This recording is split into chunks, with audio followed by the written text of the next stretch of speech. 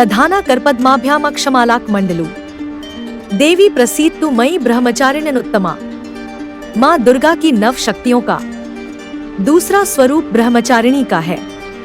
यहाँ ब्रह्मा शब्द का अर्थ तपस्या है और ब्रह्मचारिणी का अर्थ तप की चारिणी, तप का आचरण करने वाली। और कहाँ भी है वेदस्तत्वम तपो ब्रह्मवेद। तत्व और तप ब्रह्मा शब्द के अर्थ हैं। ब्रह्मचारिणी देवी का स्वरूप पूर्ण ज्योतिर्मय एवं अत्यंत भव्य है। इनके दाहिने हाथ में जप की माला एवं बाएं हाथ में कमंडल रहता है। अपने पूर्व जन्म में जब ये राजा हिमालय के घर पुत्री रूप में उत्पन्न हुई थी, तब नारद जी के उपदेश से इन्होंने भगवान शिवजी को पति रूप में प्राप्त करने के लिए अत्यंत कठिन तपस्या की थी। इसी दुष्कर तपस्या के कारण इन्हें तपश्चारिणी अर्थात ब्रह्मचारिणी नाम से अभिहित किया गया। उन्होंने 1000 वर्ष केवल फलमूल खाकर व्यतीत किए थे। इस कठिन तपस्या के पश्चात 3000 वर्षों तक केवल जमीन पर टूटकर गिरे हुए बेलपत्रों को खाकर वह भगवान शिवजी की आराधना करती रहीं।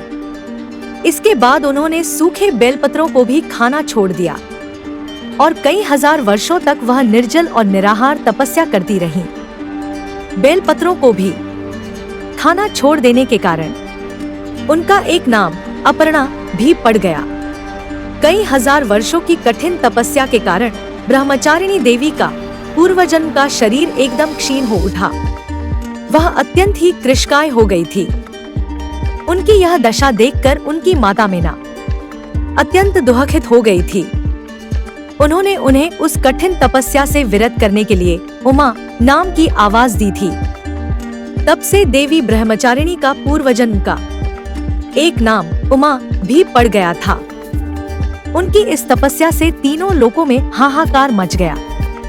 सभी देवतागण, ऋषिगण, सिद्धगण ब्रह्मचारिणी देवी की इस तपस्या को अभूतपूर्व पुण्य कृत्य बताते हुए उनकी सराहना करने लगे।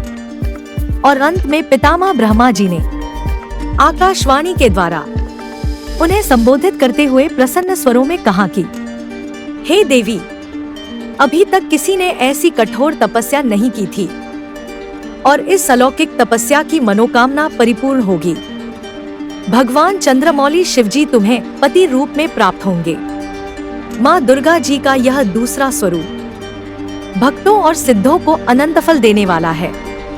इनकी उपासना से मनुष्य में तप, त्याग, वैराग्य, सदाचार, संयम की वृद्धि होती है। कथा अच्छी लगे तो लाइक, शेयर, सब्सक्राइब कीजिएगा।